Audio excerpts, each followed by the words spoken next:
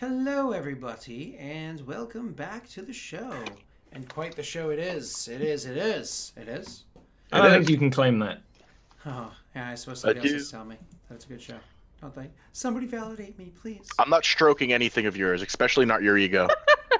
I mean, especially not the ego, meaning other things are still open for an option. Moving on. No, I said I'm not stroking That's not how this anything. works. No, Especially not. Listen, okay? I'm just saying the ego is the bottom and other things are more likely to happen.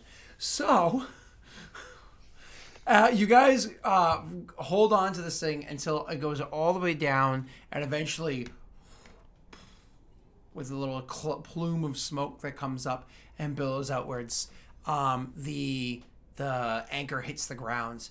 It teeters for a couple seconds, and unless you guys hold on to it to keep it upright, it falls to the side.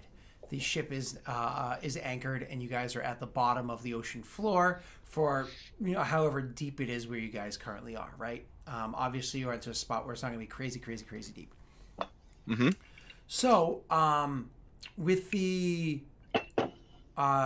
being at the bottom of the floor and looking around, Reich has dark vision. Stauber has dark vision.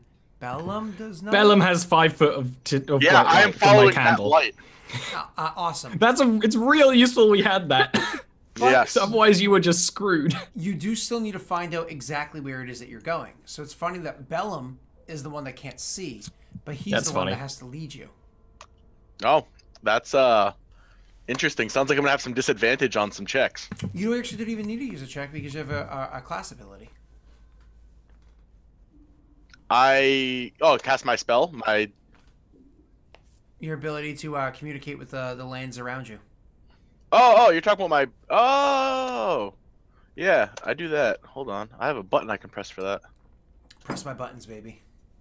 Scott, you're getting way too into this brotherly thing, and I don't like it. Hey, listen, I want to move to Philly. What does that mean? The It's a city of brotherly love. Oh. I was waiting for it. I was like, Stop. I thought Ollie was gonna ask, but I Ollie wasn't gonna entertain you, so I was. I was fine. going to ignore, actually. I didn't get it. I didn't want to get it. So you're Oh, welcome I forgot to edit that. Anyway, for yeah, I humoring go you. wom wom wom wom wom. Oh, sorry. All right. So, beginning at 3rd level, established lore, recognize kindred spirit. It doesn't really matter. So how do you actually describe this for me for the first time doing this on the ocean floor? On the ocean floor, it's probably a bit weird, but I always go into I sit down quickly, have my legs crossed, and just kind of meditate. I guess I kind of just let my body float there for a second as I do this, kind of feeling weightless. Okay. I cast it, and it will tell me where people are within a 6-mile radius.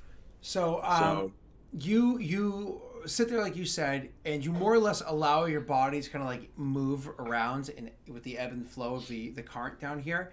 You have the floor. There's almost no current. It's a lot smaller than it would be up where the winds affect it more directly. There's still currents in the ocean, but it's not as great as it's going to be higher up or if you're near a stream. Right. So, but you allow your body to feel weightless and kind of take this in, and you allow yourself to come in tune with the water and feeling the warmth, feeling the cold spots, feeling the energies that are in the water. But then, as you fall into this tranquility, this peace, then you feel something that's disrupting that peace. Like a hot knife cutting through, paper, igniting it as it passes. You feel these primal, evil, chaotic energies pulling and cutting into this tranquility. You can sense their presence and how far they are from you.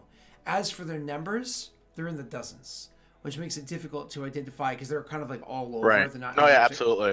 But you know the direction that they are from where you are, and so you're able to lead the way. So yeah, I'm gonna grab Stalbor. I'm gonna point in the direction we need to go, and I'm gonna hold on to his robe or whatever he's wearing and kind of swim with him, so I can still kind of see my direct area. You can guide and see. Yeah, I'm cool with that. All right, I'll let you touch me. We'll see what happens. So, you guys start pulling forward. You start pulling forward, let him guide you, and you're making your way along. The ring of swimming went to, who is it, Reich? Right. Right. And so Reich is actually moving through the water with incredible ease. As you know, you're directing which way to go and whatnot. Reich is actually able to work the perimeter and keep you guys, you know, what's going on. Like, oh, it's a school of fish. You know what I mean? And make your way over to where you are. Down here, it is both unearingly quiet, but very loud. There is a constant noise. It's literally the pressure of the ocean and the constant movements and turbulence and existence of the ocean give this constant white noise that you can't block out. You're not accustomed to it. You know what I mean? This is not a noise that you've ever grown accustomed to. So it's a noise that is always there and is always in the forefront of your mind and is intimidating. But despite that noise, it's so peaceful and quiet down here. You guys can't even speak to one another. If you can't get out the words. But you continue walking forward to go where you need to. You finally get to an area where Reich, moving around, checking things out, checking the perimeter, is able to see there is, in fact, a cave lip ahead. And so, you know, comes back and gestures to the other guys like, oh, there's the lip, you know. And you make your way towards it. Who's the first one to climb into the cave? Should be Reich, right? Yeah, I would do it unless someone else, like, you know, tries to push forward. No, I would just either, if Reich's going in first, I just follow behind him. Sure. And I will. And then Bellum right behind, and of course Stalwart last. I will try and position myself in the middle at all times. It's the safest place. But in the middle, then you can't. Bellum, you know, Bellum can't watch from behind. Bellum can't see. Yeah. That makes sense. Okay. When we're traveling, otherwise, though, I'll try and be in the middle. Of course. So, when you have like Reich, you know, doing the periffs or whatever, so you're safe. So, anyways, you make your way into this cave. To get up to it is actually super easy for Reich.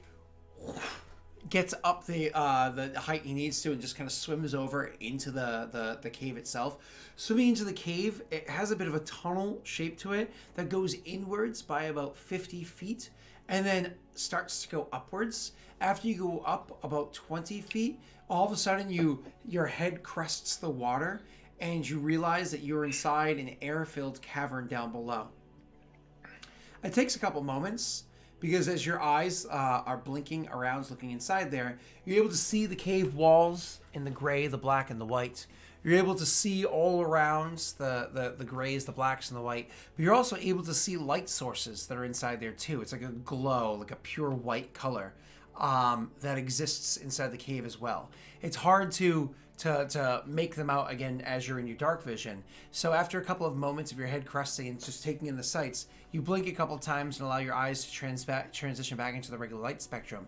And you realize embedded into the walls of these caves are small crystals, all inside the walls all over. Some of them purple in hue, some of them red, some of them that kind of garnet color where it's like between the two of them.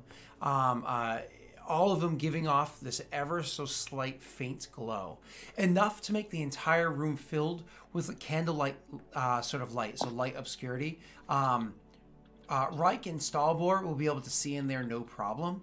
Bellum will be able to see enough to move, but it'll be difficult for him to see well inside there. Bellum is swimming behind Reich, and Bellum's not a bad swimmer. I mean, what is your athletics? Not great, actually. 0.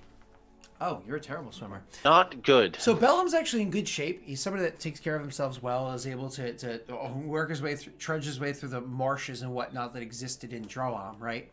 However, he's in the deep ocean wearing a cloak and clothing with his armor, and he actually has a carpet with him and stuff like that. So it's like he's having a hard time wading his way through the water, you know, trying to. My carpet's in my bag of holding. Sure it is.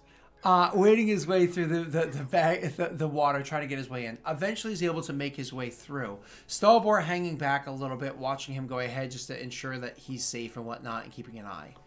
Stalbor, can you roll me a perception check, please? Yes. Boom. You swore you saw something outside the cave swim by. But not like a fish or school like you have this whole time. Nope. I swim into the cave. Dude, with urgency. None of this shit. Nope. Very quickly, like, as I see the tail end of Bellum go over the lip, cast message on him and be like, something moved. We need a bigger fucking boat, guys. I'm all about this. Reich has watched too many horror films. Yeah. Because I can speak underwater because I have message. Yes, you do. I don't think you've really used message since like the first session. I use Sorry. it occasionally. I don't use it a ton. No, yeah, absolutely. I mostly just use it to talk long distances or talk around people. So I hope you guys like this cave because we live here now. I'm not going Yeah, back. you can reply to the message, but like, My reply would be prepared to fight. fair. So, I'm gonna swim. right? Do I have to do a check? No. Well, actually, yeah, you do. Athletics. Fail. I know how swimming is. Athletics for me as well. You're fine. No. You're fine because you were already way ahead. You're fine because it's calm water, so the DC is only a 10. So That makes sense. So you're able to swim your way through it in. So Reich had already swam over to the lip and climbed up onto the lip and looked around, taking the sights, and hasn't really paid attention to whether you guys are coming through because he's taking in the sights and whatnot. Reich, make me a perception check. Perception check. To turn off advantage.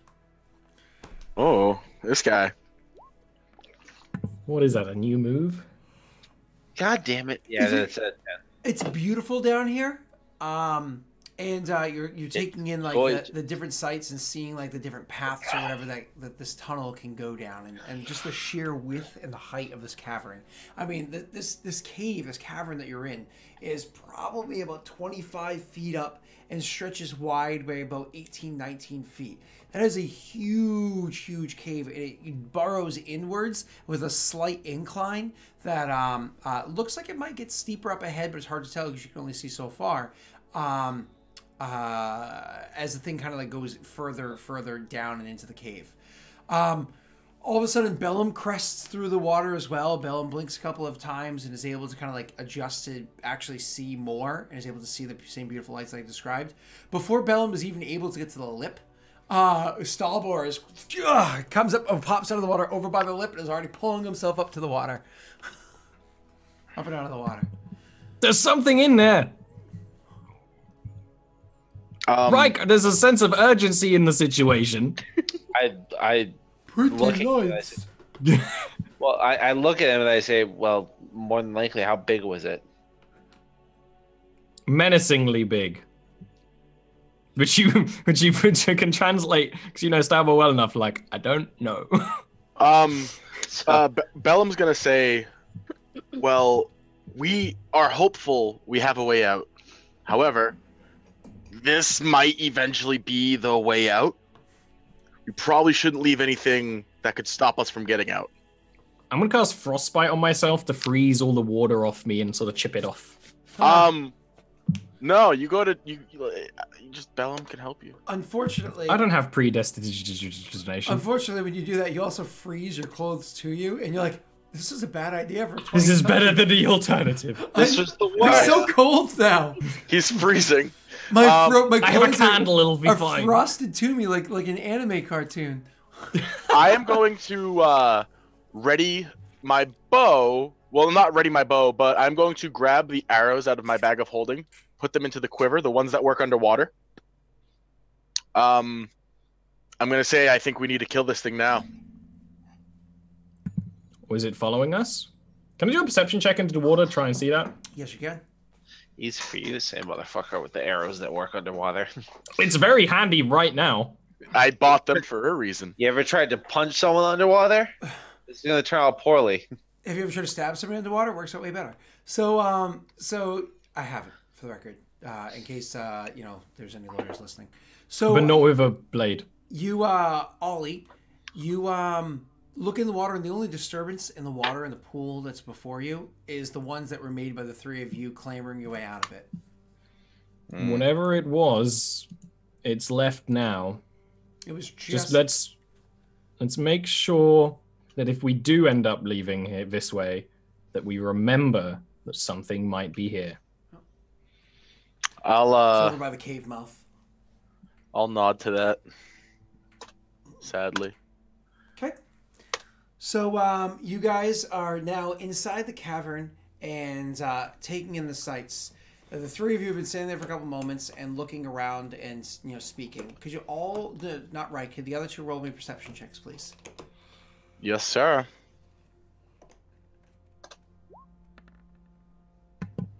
Bellum get better? Well, he does know this shit more than me. Oh, I'm so sorry, Bellum. I didn't even see because you rolled so close. My apologies. So the two of you guys looking around the cave, and specifically Stalbor, you look and you're like, you come to the realization that it's very quiet in here, what you expected, but not as quiet as you would think. Dripping of water, sure, but do you hear a slushing of water off by? Maybe that's footsteps. Bellum, you specifically get a higher check than even looks like there.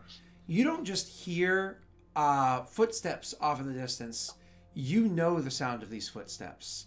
You actually can hear the way the steps are going, the way that they're kind of breaking out. My apologies. The way they're kind of breaking the formation and them walking into. You're familiar with these creatures. These creatures, you can sense their presence. You can almost taste their smell in the air. You're fully aware of the fact that they're a Diligant coming your way. Now, for those of you that don't know what a Diligant is a medium-sized aberration that not only are they like purplish and almost like skeletal-ish with lots of heavy sinewy muscle over them, so they get very emaciated with sinewy muscle over them, they also have these large tentacles that grow out of their shoulders and are able to reach around. They have no eyes in their sockets. They're effectively blind, but can still see. One way or another can still see. Give me 1 second. Hey guys, let's hide before the DM knows where we are. He can't kill us if he can't see us. I say we just blow this whole place up. Just send it to the gods. I'm not an evocation mage. Yeah, we don't have the ability to do that, Reich. Kieran's left on the ship. The second time that I've said this today, but pipe bombs ain't magical, dude. Pipe bombs aren't purchased by us either. We can build them. We have the technology. If you build it, they will come. Creepy. So, Isn't that Field of Dreams? yes, but the common misquote is if you build it, he will come. Yeah. Eric, it's like this could be like your long lost like grandfather. What could? This creature. Doligan. What the fuck? That is some blatant ass racism. It's going to die. Spoiler. It could be. I'm sorry. Twitch is gonna ban us, dude. Spoiler. Aaron's blatant ass racism. It could be. It theoretically could be. Sorry, Eric, but that's just. This is some racism. I don't have to take this. Yeah, you do. You do. No, I don't. We told you do. No, I don't. Ollie, can you do me a favor? Can you tell him that he does? You can be whatever you want to be, Eric. Don't let your dreams be memes. Eric's dreams are memes, though. I was gonna say. but that's what he wants. From what little I know of the man. All right, so unfortunately. So, anyways, you you can sense these creatures coming for you. What do you say or do there, William? I'm going to, like very hushed tone, going to say, we should hide and attack them when they get close. And I'm going to do my best to see like a rock or something I could get cover behind, where I could pop up and be like, ah, and shoot them. We were very spooky, weren't we? I'm so sorry. You're gonna have to re-describe that for me. Nope. Nah, dude. You'll see it when he does it. You'll be surprised. Spooked. Okay, so I do apologize because obviously you don't know the rules to these things, but your character would obviously know a lot about these creatures. Diligants have something called blind sight. Right, but it only works for like 10 feet, right? Oh. No. I don't think you understand how blind sight works. These guys probably already know where we are. Yeah. Oh, I thought that it was only like a 10 feet that they had blind sight. That might be 5E-isms. But remember, we're playing in 3.5 point Scott. Yeah, that's true. 0.5. 5. That's true. It's changed. Yeah. But, 5. But blind sight for these creatures, which it's their only form of sight, right? Blind sight for these creatures is I think greater than the range of a short bow. So, shit. Yeah. They know we here. They know we're here. Basically, I would change what I say then. I'm just going to say. So wait, how far can I see in this dimly lit room? As far as you can see in a dimly lit room. Unfortunately, that doesn't sound it's very vague. But we'll say about 40 feet or so. Sure. But it's going to be a light obstruction because of the fact that it's And I don't see them yet, correct? I just hear them? Correct. Okay, so I'm going to say, get ready for combat. We have to act now. Well, I'm doing that. Do that. Get out of the way now. I'm gonna draw my Odachi. Perfect.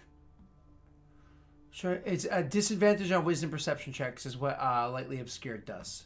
Okay. Okay. But I was allowing you to do it by sounds because they're creatures that you hunt well. So you guys can actually roll for me really quickly. Wait for it. All right, you guys can actually roll for me initiative if you'd like. Click your tokens. Do you take me for a basic bitch, sir? Not you, sir. Do you want me to answer that? Bitch. I am at least an advanced level bitch. Do you want me to There's respond no to that? I doubt. took bitch 101 back in the day. I'm just going to take that as a please don't respond. Yeah, I'm not. I can have opinions. You can't have opinions. That's fair. That's part of our contract. That's right. I forgot about that. Lawyers and stuff. Yeah, it was the bitch. It was don't be a Bitch clause. It was the bitch clause. I wondered why there was a little gremlin on our sheet. All right. What's your name, sir? Could you Bellum? Could you actually? Let's get rid of this. Bellum, could you actually do me a favor and roll me a perception check, please? Disadvantage? Please. I need to fix this about this character sheet. There we go. Where are you? I'm okay with it. Okay, so unfortunately, you hear them coming, and you know they're close by, but you can't see them well enough to actually be able to make out where one is to attack. So you're first to go in initiative, which makes sense because you have the advantage roll, right? Yep. Just make sure that was rolled correctly. It was. Thank you, Arvine.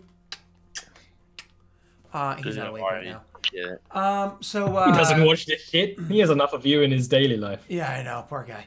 So you unfortunately cannot see them well enough to make out an attack, a clean attack to them. I am going to move. We'll start with 15 feet forward to see if I can see them better. I wanted you to not say anything else. I wanted that to be it. I'm going to move. So you move 15 feet forward, Yep. trying to see if you can see them a little bit better. You can hear them. They're very, very close by, but they're clearly like spreading out and getting ready to pounce forward. You cannot see them at all, not even the slightest bit. I am going to then move 15 feet back. Yep. And I will. I mean, I probably can't attack because I don't see them.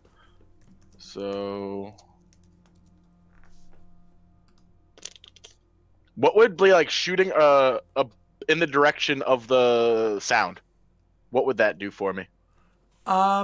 You would actually have a chance to hit them, but it's a very, very, very slim chance. So you'd be rolling with disadvantage, and then there's a chance that would even miss. Similar to like how a mirror image would work. Understood. On the first round of combat, I have advantage. So that cancels each other out. You're going to shoot with a normal attack. Do you get bonuses to attack against favorite enemies or just damage? I believe damage. Just damage. Okay. All right, so I'm going to swing an attack against these guys with normal.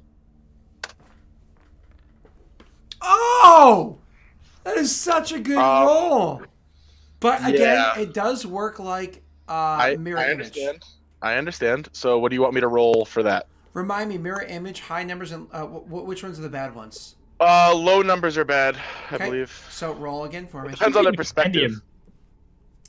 I usually like the middle to be the good ones. Roll one. It's in the compendium. You can just check. 2 secs. Too much work. No. So with your 20... Actually, I have it right here. I can tell you in a second. All right, fine. We'll let Ollie tell us. I can just click it for you. There we go. Ooh, click it real good. Sorry, it took me a long time to figure that out. Click it. No. So rolls a d20 to determine if it says target. 6 or lower is the real target. Oh, so lower is better. Like I said, it really depends on what side of the thing you're on. So you line up your shot, you take it, you heard a splash, you perfectly fire at the splash over there. Unfortunately, you were not able to hit your target well enough. That's how we're gonna have a chance. And so it does miss the target. I will shoot a second arrow. Absolutely, and you do still have advantage. I have so it's normal. I will. You know, because it's such a slim chance I hit, I'm gonna take the -5 to give myself plus 10 damage in case I do hit. Wow. So that's actually a 17. Yep. 1 second again. Okay. Roll me your d20 again. Low numbers, low numbers, low numbers. Damn it. 10 is a good number. Unfortunately, not good enough. Yep. So I shoot 2 in that area, yeah. 2, and I say they're that way. They're spreading out. Were these arrows the underwater arrows? Because that's what you switched to your quiver? Yes. So, or would you have done like half and half in your quiver? Because your quiver can hold 20. So. Correct. My quiver can hold 20. I actually think we discussed that it can hold 30 because I can pack it so well. That's right. So it would be 15 and 15. The first 2 were underwater in case some were underwater. I just shot 2 underwater. That's what I had at the ready. Okay, that's okay. I have a lot of them though, so I'm okay with it. I bought a lot on purpose. I won't penalize you, but that's okay if you want to do that, just because it made sense. Because the more or less, like in the moment, you kind of like. Yep. That's fine. Okay, so that's going to be Bellum's turn. After Bellum is going to be Stalbor's turn. Stalbor, you also hear the splashing. It was Reich that was oblivious. Reich only knows what's going on because you guys brought it to his attention. Still can't see it though, right? You're going to make a perception check right now. Okay, and you did see the direction that what's his face? Bellum, yeah. No. Unfortunately, I'm wet. I'm cold. And it was I'm carrying a candle. Much lower DC for you, sir, with your dark vision. But unfortunately, I'll just prep chill touch for when I can see it. Okay. So hold. You know what I mean. Prepare an action for when you can see a creature to attack it. After you is actually going to be their turns. So they're continuing to stealth forward and creep their way forward slowly. When all of a sudden, 2 of them are going to come bursting and running out from the sides, coming at you guys. Now, the way that I imagined in my brain piece your arrangement, because he always likes to be in the middle, Reich would have been standing off to the side, kind of like looking at things. Then you got his attention at the conversation, whatnot. He would be standing at one side. Bellum was at the other side, where he rushed out, looked around for a second, decided to rush back and take 2 shots in an area. And Stalbor would be the one that's standing not only in the middle of them, but even like 2 or 3 steps behind them, closer to the lake that you guys just came out of. Don't worry, not so close that a Kraken's just gonna pop up and grab you and eat you. Don't worry. It's gonna like happen. that one scene in the movie where a shark just pops up and eats Sam Jackson in the middle of a monologue. God, that movie was so bad. I've not seen it, but I've seen that moment and I loved it. Is that? Oh, it doesn't matter. Not a good one. Let's not talk. You can tell from the clip, but I'm sure if you Google Sam Jackson eaten by a shark. There you go. So anyways, 2 of them come rushing out, 1 from each of the sides, rushing forward as quickly as they can to get their way over to Reich and Bellum. Do I seize them? You do now because they're rushing forward to attack them from closer than you expected. You're able to hit one of them with a chill touch. Please, sir, roll your damage. I don't know if this is the right level. Yeah, it is. Wow. Wow. Holy. And chill touch, because I've never cast it before, is explicitly cast from the staff. Ollie, like, these guys aren't super puny, but that is a lot of damage. Could you describe that kill to me? I remember the description of them. Readied. Oh, have you described them yet? I did. Yep. Cool. I was sort of prepared with the stuff like a bloody blunderbuss, and when I see it, I'm still spooked. I knew it was coming, but they are horrifying. They are like Warhammer 40k chaos monsters, and just sort of like charge magic through it. This spectral claw comes out, sort of wraps to the thing's throat, pushes it back a few steps, and then goes through it, and then it just sort of collapses to the ground. Absolutely, as you take its actual life essence from it with the claw. Yep, Perfect. Because remember, chill touch is necrotic damage, not cold damage. Yes. People seem to think. Yeah, it's a weird name for the spell because it is neither chill or touch. I get it, but So, anyways, so your chill touch actually drops the first one. Here's the important question, Stalbor. Whose did you drop?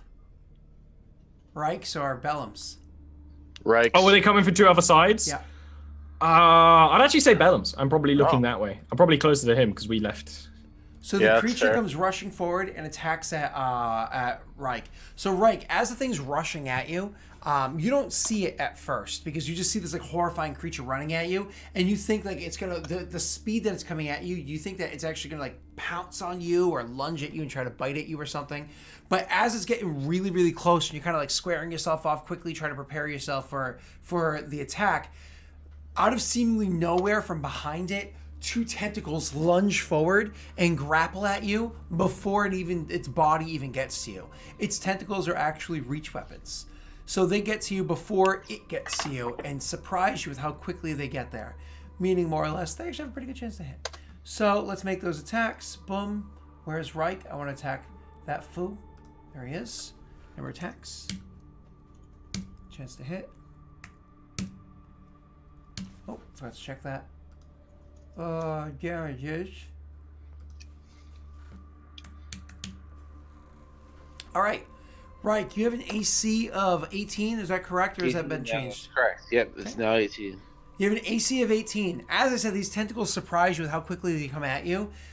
But Reich is so well trained, so honed with his skill, especially the incredible speed he has recently mastered for himself. Literally, I hit a 17 at one point. And so the first tentacle that comes lunging at you was the 17. As it comes lunging at you, you move quicker than you had ever been able to move beforehand. This is something that both Bellum and Bellum and Stalbor are able to take note of. You move quicker than you would have been able to beforehand, and with like a closed-fingered punch, you hit one of those tentacles as it's coming by. It's like, and it kind of like throws the strength off of the tentacle, so it flops around for a couple seconds before pulling itself back into the body, like recoiling a little bit. And then the other tentacle that would have attacked at you, you just do a quick step underneath it once and step underneath it again as it lunges to try to grab at you twice. It immediately after that is actually going to be your turn, Reich. I imagine you close the distance. Yeah, definitely. And I'm just going to start off with a swing of my sword. I'll try to hit it with your sword. Yeah, my sword. You hit. Jeez, 24. I love how Eric's like hiding like this. He's a ninja. So funny. So True. first attack's 11 damage. Are you using the bonus to do the extra or no? No, I'm gonna try the flurry of blows these guys. What about 16? Is that hit? Yeah, 16 hits. Oh, wow. I like these low AC guys. So that's 19 total. Okay, 19 is actually enough there, sir. Yeah, is there anyone else around? You can make a perception check for the rest of your turn afterwards, but hold on. Yeah, well... So, hold on. Oh, wait. Oh, no, 19's not enough. Ha! It's not enough. It's not enough. So the first attack is you swing with your sword and you hit the thing. You swinging it with your sword and hitting it. At first, it feels like your sword is grating against metal. It is a heavy blow and boof. You can feel the sword is stopped. Like immediately stopped, as though you had swung it, not metal, against stone, as though you had swung your sword at stone.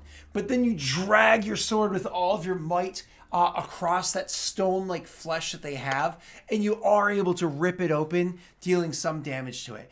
Realizing this, you come across the second attack, and you try to do like a wider arc to try to like get it so you can get more of a drag with the blade on the second attack. But unfortunately, instead of getting a deep cut, you get a more superficial one as you once again try to drag your blade across this thing's flesh to cut it open. You do cut it open again, but far lesser than you had hoped to do so.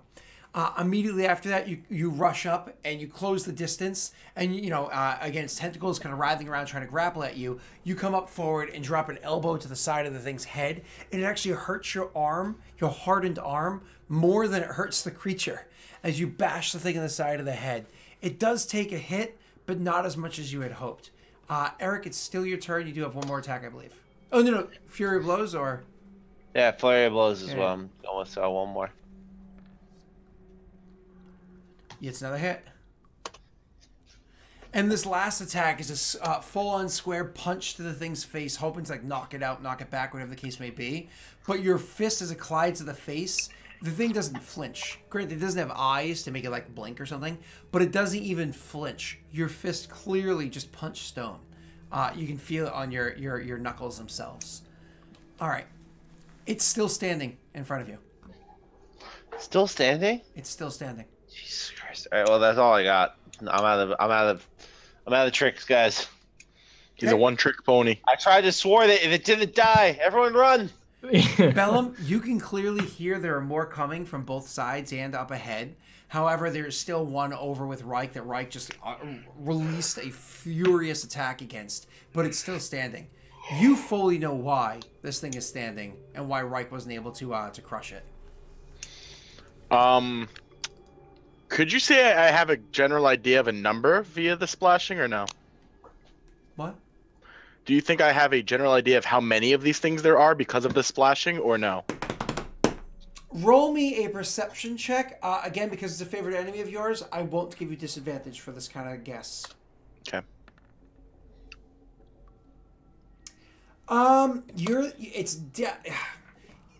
There are fewer than a dozen. You would put your money there are fewer than a dozen, or were. Okay. I am going to, it's my turn. I don't see any of the other ones though, right? You do not at the moment. You think you see shadows moving off in the distance in front of the lights as they're glimmering for you. I'm going to shoot at the one that is attacking Reich. It's the one I can see. Mm-hmm. I'm going to take the -5 to give myself +10 damage. Mm-hmm. You hit? Oh, wait, 15? Wait, 15? I know a 16 definitely hits. I didn't know if a 15 hits. Actually, a 15 misses. Okay, I'm going to do the same exact thing. Okay. That's a hit. Alright, so I deal 28 damage. So you whip around to make sure that you're protecting Reich. And as you turn around, you shoot one arrow at the thing. You know that the arrow is not going to hurt it the way that you attacked it, but you wanted the reaction, not the hit. Yep. Right? So you take the shot and you fire at the thing, and it skims off of its back. So it whips around to see where the new attack is coming from. It has blind sight, but so it's not like it needs to see where it came from. It saw it long before you ever took the shot that the shot was coming. But it reacts to the shot as it's coming in. Your exact plan. That plan allowed you to set up the second shot, which came immediately afterwards before it had the ability to retaliate. And the arrow goes straight into the thing's empty eye socket into its head. It just stumbles backwards a couple of steps and then flops to the ground. Eric, you're level what now? Level 7. If you're asking if his attacks are magical, they are. I just realized that about 45 seconds ago. And so it's one of those things where you, as this combat is going to continue, you come to realize how it is that you need to fight this thing. So we're not going to retcon. You come to realize how it is you need to fight this thing. And so you're like, I understand these things' flesh is beyond that of mortal flesh. It needs more to it. So you take a moment to kind of like root center yourself, to center your ki, and to like bring forward once again this like force of power that you have lying within you. Bringing forward that focus. Fist. Your weapons are magical. Yay! Did it. Because Yeah, I just noticed he's the Iron Fist. He will yell out though to Reich. This is shoot to kill Reich, because he knows that Reich typically doesn't kill. Yeah, I'm not gonna hold back for abominations. They're getting dead. Yep. My turn is just that. I will position myself slightly more in front of Stalbor, so these things come directly at me instead of at him. Okay. So you're going to try to like have the hits come against you. All right. That is your turn. Moving up to do that. It's now Stalbor's turn. Stalbor, rinse and repeat. Same thing. Okay. Yeah. Awesome. It's now I'm on their shotgun turn. duty. So because of the fact that you positioned yourself that way, could you actually do me a favor there, Bellum? You don't want them to know that this is your plan. So I want you to roll for me a bluff check. Now, do you have bonus for this because it's a favorite enemy of yours? I think you do. Deception. Damn it. I don't think gonna... I do. No. It's going to get worse, Ollie. It's going to get worse. But no, it's going to be fine because you're going to be swimming in the muck with me. Yeah. You think that. No, I know it. Nope. I do not. No bonuses or anything? No bonuses for deception against a favored enemy, I don't think. Okay, then why don't you just roll me your bluff? Chat, correct me if I'm wrong. It's like dragon sorcerers have something like that for dragons. Is maybe what you're thinking about. I also have disadvantage on all deception, so. On all deception, just flat up across the board? Well, it's supposed to be like lying specifically, but Not it was this. just deception. Not this. Not this? Not Okay. this. You're probably gonna roll terribly anyways. No, I'm not. Okay. Yep. It's not a natural one! I'm not even gonna click that away. I love where the 2 is positioned on the overlay, so just gonna let that sit there. So especially since the 20 is so taunting. So you are looking at the. So you position yourself in a way to try to convince them to come and attack you. You are still a favorable target because of like how you're positioned forward, but you weren't able to convince them like all to come at you. Right. You know what I mean? Right. So 4 more of them come bursting forward from where they were. 1 of them for Reich, 1 of them for Stalbor, 2 of them for Bellum because of how they come from the side, and 2 from the front. Stalbor, I imagine Holy you protect shit. your own ass. Yeah. I'm gonna protect my own ass. Yeah. Protect your own ass. I can Okay. take some hits. It's a gorgeous, gorgeous attack roll. I wish you had the ability to get 19-20 to crit. That would be really cool on the like a staff. Yeah. I mean, this does come from my staff if you want to retcon, but No. This staff is already very magical, and you're welcome. I know. I never got the point of having chill touch, but now I'm noticing that I have a +8 to this ability, which makes it pretty good against, regular schmoes and armored schmoes. Okay, so now it's going 7 to be... necrotic, and it can't heal. Don't think these guys do heal, just so you know. Thank you very much. I do appreciate that. Does it slow its speed too, chill touch, or no? No, if it is undead, which these might be. No. No, they have disadvantage. Aberration. But it's the main thing is they can't regenerate hit points in any way until Yeah. my next turn. Okay, That's good. so it's their turn. They rush forward. They make attacks. Same as I described beforehand. They pull up short before they actually get within melee of you, so they can grab at you with their tentacles. I'm going to have to make attacks against all of you now. So who wants to go first? Okay, Stalbor. You just want to have fun attacking the guy with 14 AC. I do. Yeah, I know What's your HP? 34. That's So- why I was like, It's nah. literally half my. I kind of like the idea of him trying to defend you, but this is just actually smart. No, you have to. You have to. I Defend have to not get hit. We're just like both puffing our chests out, like I'll protect you. No, I'll protect you. Exactly. That's what I was thinking, but it's just not. It's just not logical. We both know that we need each other for this plan to potentially happen. Stalbor admits that Bellum is very good at what he does. He just doesn't like him. He just doesn't like him. That's fair. So Stalbor attacking at you. The first attack that comes at you, once again, even though you kind of saw it happen over there, it still surprised you and caught you very much off guard as the attack came forward and hit you. It actually critical hit against you. Oh fuck. So the tentacle rushes forward and it grabs at you. It's going to do a total of 6 points of damage. Oh good. It's not going to be one of those Describe fights where I just die on the first turn I get attacked. That's good. As the tentacle rushes forward and grabs at you, the first thing it does is it grabs forward and it wraps itself around one of your arms. And it wraps around your arm, and then all of a sudden you look down and you see this thing wrapping at your arm. You're looking at it, trying to pull your arm away. You see the very head of the tentacle, then looks down and then reaches into your actual clothing itself.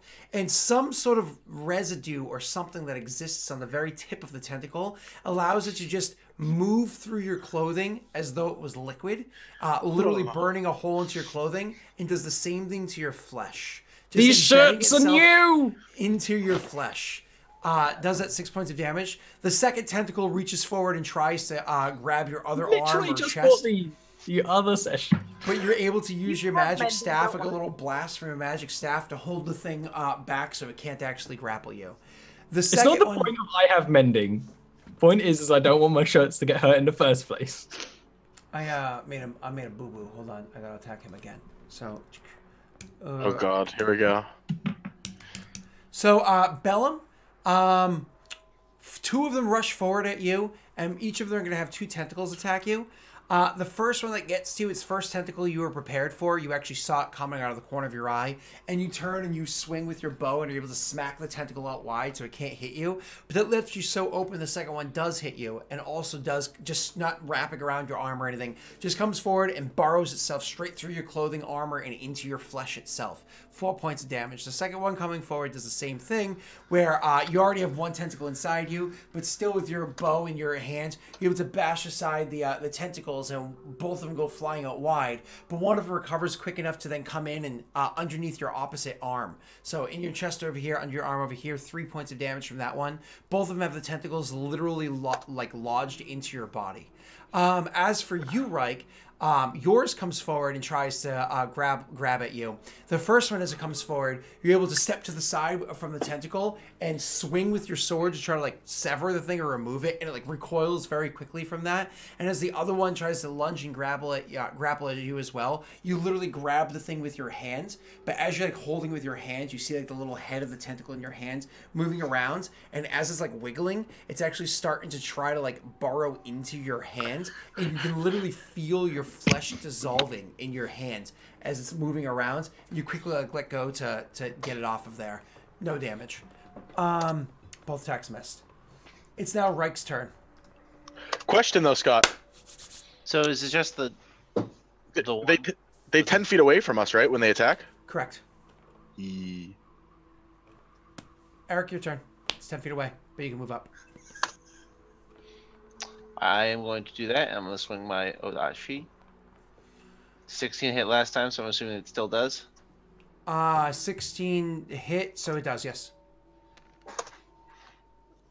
I'm not doing the flurry of blows, so I'm Hold on one second. So you stop for hold on one second. I didn't mean to. It was an accident. Trigger happy. It was an accident. Eric. I was trying to say an Eric and Clicky, but I couldn't make my tongue make the noise. Eric Clicky. You aren't going to be able to do Clicky? witty puns at this stage of dad brain, Scott. No. Oh. So anyways, with that first one, as I said, the tentacles and the fact that you were able to grab the thing, and then you quickly let go. But as you let go, you had already been swinging your Odachi with your other hand from underneath and sever the tentacle down by its base. The creature lets out a silent scream. It's not an actual vocal scream. A silent scream as it's writhing in pain and blood squirting from the thing. The blood that it squirts out is actually a purplish greenish kind of color. So it's starting to squirt out from the severed tentacle. You then take that moment to take a step forward and lunge your Odachi into the thing's chest. Pulling it forward, it's dead. I assume with your second attack, you rush over to aid either Stalbor or Bellum. I would go for Stalbor. Cool. Do you try to position yourself for flanking? Because it totally gives you no benefit whatsoever. I do, because it tactically makes me feel better. Okay. There you go. So you can't make fun of me because we're about to play a system that has flanking rules. But only a +2. So still pretty for me. That's great. It's true. Set the conga line. But when you start dealing with 45 AC, you're like +2. But I have noticed that the rolls in Pathfinder are ridiculous. Yeah, they're a little crazy. So if you don't have a +17 by level 4 for your focus, you probably suck at the game. So you what's your face there, Eric? You rush forward. You try to attack at this thing from behind, but it saw you coming through its brain long before you got there, and easily was able to outmaneuver you. After that's going to be Bellum's turn. 2 of them in front of you, 10 feet away each, out wide. So it's like a Y shape, Y formation. Is he speaking but muted? Yes. Is the damage that they're doing poison damage? No. It is just damage. Okay. I'm going to Hunter's Mark, the one directly in front of me. I am going to shoot him with my longbow. I'm going to take a -5 to +10 damage. Okay, sure. Now, I understand the rules about being within 5 feet of a target while you're He's not within 5 feet of me. However, it's a creature with reach. How do the rules apply when you're attacking a creature with reach and they're 10 feet away? I don't think it changes it. Because it's not the logic isn't stars right number where people smack it out of your hand. It's just that you can't do it. Well, because all earlier editions of D&D, if you are within their reach or their threatened area, Effect X takes place. This game reaches, so Effect X is only, it specifically says 5 feet. I don't think it actually anywhere says anything about reach. I think that's Correct. totally a DM ruling you can make one way or the other. Which is like super penalizing for somebody that focuses on the reach build. Erin, you've actually built a polearm focused character. Do you remember prior rulings about this, or do you remember the rules for it? What was the question? So, this creature has 10-foot reach. Yeah. Bellum wants to attack it with his ranged weapon within the 10 feet of this creature's reach. I think he gets disadvantage. But the rules specifically say within 5 feet. Then it's within 5 feet. Yeah, if it says specifically within 5 feet. That's why I specifically asked you. Wait, these things are staying 10 feet away, right? Yeah. So that's funny. I'm going to go with that ruling for now, contemplate it, and come back with a different decision in the future. I am going to roll an action point because I know I'll automatically hit.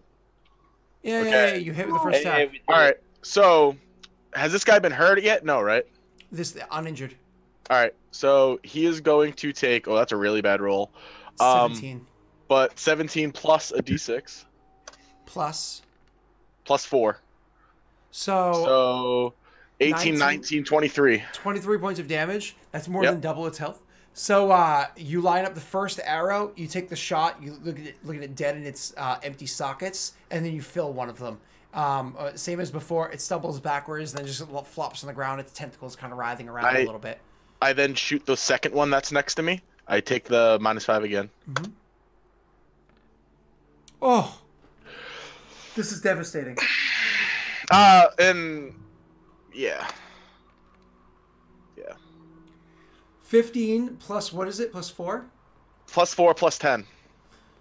Do those get multiplied as well? I don't think they do. No, only dice damage. Yeah, Yep, exactly. only dice Okay. damage. So 15 plus 20, 14, 29 damage. 29. God, that's almost triple its health. So I'll allow you to describe this one. So yeah, like right after I recover with this thing has 2 tentacles in me, and I just shoot this one dead, and it just falls back. Its tentacles kind of like fall out of me as it dies. I turn to the second one with just like a keen smile. I like aim down, and then I look up and go, no. Aim right for its eye, and it, because it's so close, it's only 10 feet away, the arrow carries it back like another 5 feet as it goes flying backward into the water, and it drowns under the water. Awesome. Beautiful. Approve. And ouch. After that is Stalbor's turn, the only one that still has a target in front of him. He's going to... Oh, wait, he does have a target. You're right. Is it the one directly in front of me, or...? It is the one directly in front of you. That actually is also being flanked by Reich at the moment. Yeah, he's being flanked, which this. I'm gonna smack it with my staff. This is a very tactical position. Ooh. A staff smack. I'm gonna use an action point. You really gobsmacked. All right, you hit. Yep. Okay. Ooh. Ooh. Jesus. It's like a baseball swing. I know. That actually would have done it by itself. Christ. So we'll actually say it's like a baseball swing. So the thing comes up, as it's running at you, you blast it, but it gets the tentacle into your arm. Right comes from the other side and does the swing. It moves just enough to line up the attack perfectly. You use the action point to perfectly take advantage of that lineup, and then you do a baseball swing, and crack the thing in the side of its head, collapsing its head, making it a bit concave, the skull a bit concave where you make connect. Holy shit, are you intimidatingly strong. The 20 strength or 21 strength, my apologies. And the thing strength. The thing with a broken neck and a shattered skull just slops to the ground. One of its hands has its fingers kind of like twitching. Are there no more of them around? Within sight. That I can see? If I can't see any, I do like a little like happy sort of jump thing. Perception. Where I would have gone like woo, but we're kind of being sort of sneaky. Yeah, exactly. No. I'm preoccupied doing my own little happy jump thing. Because you were just engaged in combat, you're a little preoccupied to really notice if there are any more or how many there are. Thus far, I believe you guys have killed 1, 2, 6. Correct? Yes. Yeah. So everybody, so I'm just going to allow Reich to make me a perception check with disadvantage because it's kind of like, I'm sorry, Stalbor should have as well, but that's fine. Reich with disadvantage and Bellum with disadvantage is a quick like snapshot. Not your turn perception. Sure. Okay, neither of you guys can tell how many more are out there, if there's any more out there. Bellum just remembers that he thinks that there were more than this. So, Yep. whose turn is next? Who's on first? Oh, it's actually the bad guys are next. I just wasted your time. So since the bad guys are next anyways, 3 more of them are going to rush forward now. But all 3 of them, because like they saw Bellum turn around. Bellum had just shot 2 of them and killed, and Reich and everybody's the 2 of them are together, kind of preoccupied. 3 of them are all going to rush at Bellum. I like it. Bring it on. You're the open target. I'm the open target. I get it. I'm also, while I'm a ranger, I'm the tank of the party right now. That's me on Wednesday afternoons too. So Yeah. You're welcome, Arvine. So as they rush forward, the first one that attacks at you, similar to as I described beforehand, you have the what's it called? Bow in your hand. As it lunges at you with the first tentacle, you smack it to the side. The second one does burrow into your shoulder, the shoulder of your bow arm, dealing to you 4 points of damage and staying latched there. The third one rushes forward and attacks at you twice. You actually, the way that you're able to avoid it is you, using the tentacle still on you, you actually move yourself off to the side by a few feet, repositioning yourself, forcing the creature attack to the other side of the tentacle to reposition itself as well to get between you and that person so the tentacles can't quite get far enough to grab at you. The third one that rushes at you also attacks you with 2 tentacles. One of them, because he came out wide, saw that was your move, came out wide and has a tentacle grabbed just above your left knee and is barred in there, 3 points of damage. The second tentacle, however, you're able to move out of the way of before it can get you. So I take 7 total. Correct. It is now Reich's turn. Reich, you see that Bellum is being tentacled. I'm gonna go move over and try to untentacle my friend. Mm-hmm. Move your. That's what friends are for. If you don't kill them, I can actually have one of their effects take place. But if you kill them, then I can't do it. No, they're gonna die before they get a turn. 2 damage. Eric. So they're the squishy, but if they don't die, they do something horrible. Enemy. Yeah, with their tentacles inside you, they go. What are you doing, Eric? I'm doing just the damage. Oh god. Okay, do your damage. So the first one that you rush up to an attack, you walk up and instead of just trying to sever the tentacle so it's removed from him, you actually walk up and with a hearty swing with your Odachi, you do sever the tentacle at its base by its shoulder, as well as its head and its other tentacle on the other side. The thing slops to the ground, decapitated, dead. As you continue to move your way around the creature and attack at the other one that has its tentacle inside of him. This one doing an Odachi style like downward slash to its back, severing its spine from behind, and then kind of like wrenches backwards, tentacles trying to grab at its now big wound in its spine, releasing Bellum from its grapple, and leaving only one behind. You killed it because you used your bonus action to do extra damage. You broke and cut its spine at once. That brings us to Bellum's turn. Okay, I'm gonna take the minus. Of you, and it's the one that didn't hurt you. Take the -5 to put this thing out of its misery when I hit. I'm gonna move my Hunter's Mark to him first, actually. Thank you. Oh wow, I miss. I'm gonna do the same thing again though. All right, so. Okay. So I do 22 plus 4, 26 points of damage. Jesus. And so this time, with the last one being there, you're pretty sure this is the end of them. As Reich had done that whole thing in its tentacle, it kind of turns its attention slightly to Reich, who's now immediately behind the thing with 2 of the creatures dead by its maneuvers. You actually have your bow out, you knock an arrow, and you actually take 2 steps forward. And from almost point-blank range, you release the arrow into the back of the creature's neck because it had turned its attention elsewhere, and allow the arrow to pierce through the neck and sever its spine right at the column there, and it just slops to the ground dead. This one not even twitching. After a few moments of kind of like assessing the area, Stalboar's got his staff once again at the ready. You have another arrow knocked and kind of looking around and listening. Reich with his sword outwards, paying attention. A few moments pass before you realize that silence has truly fallen into this cavern. There are no more of these creatures. Thank God. Mm. Okay. I'm gonna. I want to take a trophy from one of these guys. I want to take one of the tentacles and put it into my bag of holding. Sure. And then I'm going to take 2 of my necrotic arrows and put them in my quiver. Okay, not a problem. Awesome. So as this combat falls and you kind of go about more or less set up like a short rest sort of a thing for you guys. Okay, we got in here, we got through, we killed them. This area is at least safe for now. Let's just kind of like take a moment to assess and relax. And corpses always make me hungry. And get a bite to eat. Why don't we actually take our break? I'll be back in just a couple of minutes. Nice. Hiccups, so perfect timing. Yeah. Yeah, I mean, it is good timing. All right, be right back.